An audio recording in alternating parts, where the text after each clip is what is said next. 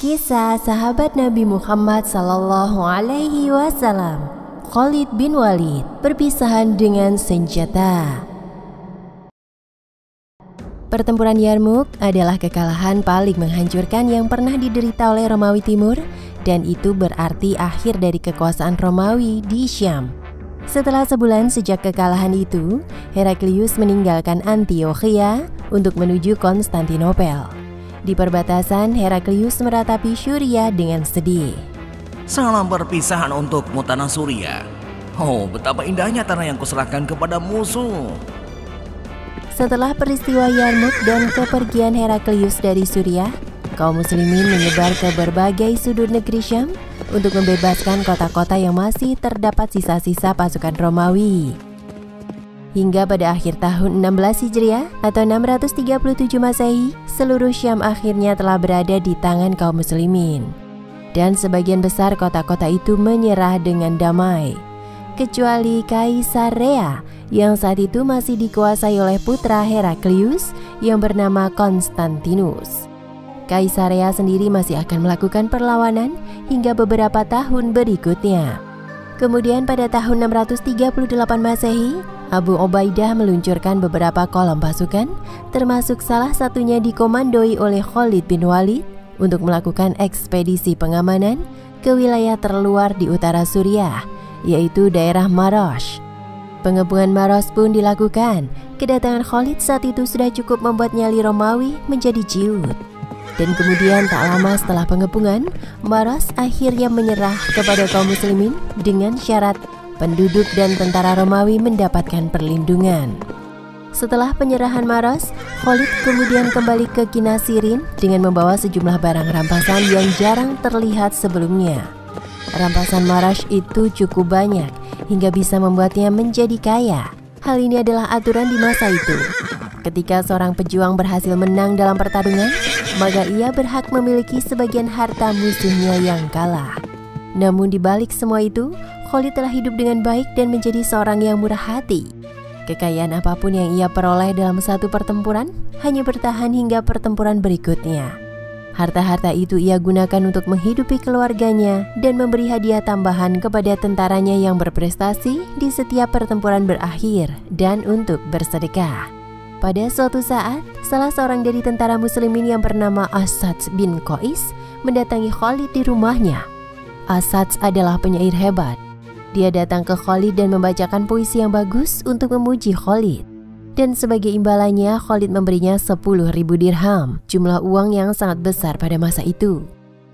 Dan 2 minggu setelah kejadian itu, Khalifah Umar bin Khattab mendapatkan berita dari agen khilafah tentang uang yang diberikan oleh Khalid kepada Asad. Umar menganggap tindakan Khalid telah berlebihan dalam mengeluarkan hartanya. Umar kemudian mengutus Bilal bin Rabah dengan membawa surat kepada Abu Ubaidah di Emesa. Ya Bilal, engkau aku utus untuk menemui Abu Ubaidah, dan aku percayakan surat ini kepadamu. Kau telah mengetahui apa yang harus dilakukan untuk menyelesaikan masalah Khalid, maka segeralah berangkat. Beberapa hari setelah itu, Bilal bin Rabah datang menemui Abu Ubaidah untuk memberikan surat tersebut. Tanyakan padanya, dana dari mana yang dia berikan kepada Asad? Apakah itu dari sakunya ataukah dari jizyah yang diperoleh? Jika dia mengaku telah memberi dari jizyah, maka dia bersalah atas penyelewengan. Jika dia memberi dari sakunya sendiri, dia bersalah karena pemborosan. Dalam kasus ini, maka gantilah dia dan ambil alih tugas-tugasnya. Abu Ubaidah yang membaca isi surat tersebut lalu terdiam dan terkejut. Dia tidak percaya bahwa ini harus dilakukan kepada pedang Allah, tetapi perintah khalifah tetap harus dipatuhi. Abu Ubaidah kemudian memanggil Khalid untuk datang ke Emesa, dan Khalid meninggalkan Kinasirin tanpa curiga sedikit pun tentang apa yang menantinya. Dia membayangkan bahwa dia dipanggil untuk rapat perang lainnya tentang kemungkinan akan ada ekspedisi lain atau bahkan invasi skala besar ke Kaisaran Bizantium. Namun ketika tiba di rumah Abu Ubaidah, disinilah untuk pertama kalinya Khalid mengetahui tujuan dari panggilannya ke Emesa. Wahai Panglima kaum muslimin, Abu Ubaidah yang saya hormati, Berita apakah yang hendak Anda sampaikan sehingga memanggil saya datang ke Emesa? Apakah kita akan menghadapi Romawi?" Sebenarnya aku berat untuk mengatakan hal ini kepadamu, wahai Khalid. Namun ini adalah pesan dari Khalifah dan harus disampaikan kepadamu. Baiklah, jadi tentang apakah itu, wahai Abu Ubaidah?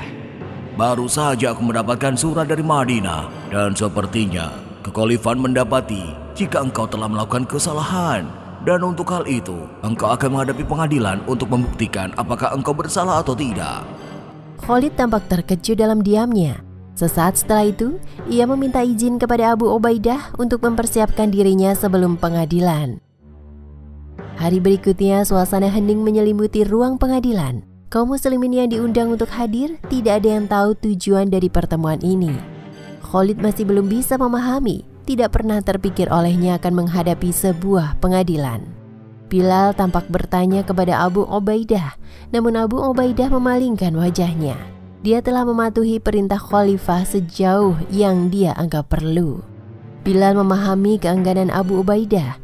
Dia berdiri dan menghadap Khalid, kemudian ia berkata, "Wahai Khalid, apakah Anda telah memberi Asad 10.000 dirham dari sakumu sendiri atau dari jizyah?" Khalid menatap Bilal dalam keadaan diam dan terkejut. Dia hampir tidak mempercayai telinganya. Bilal pun kemudian mengulangi pertanyaannya kembali, tetapi Khalid untuk sekali dalam hidupnya dibuat tercengang.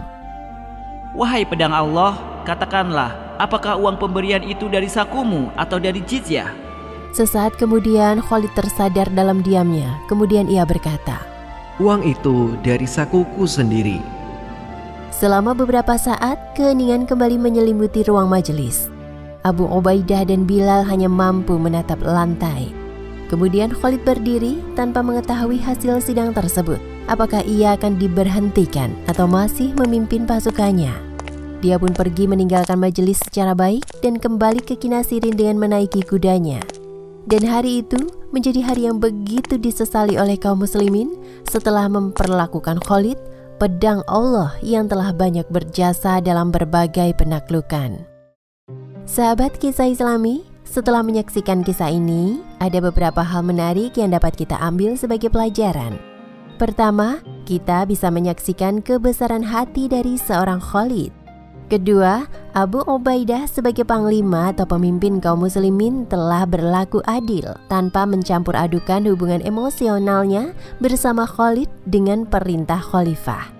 Ketiga, Bilal juga telah menunjukkan kepada kita tentang arti pentingnya sebuah amanah. Wallahu a'lam bishawab.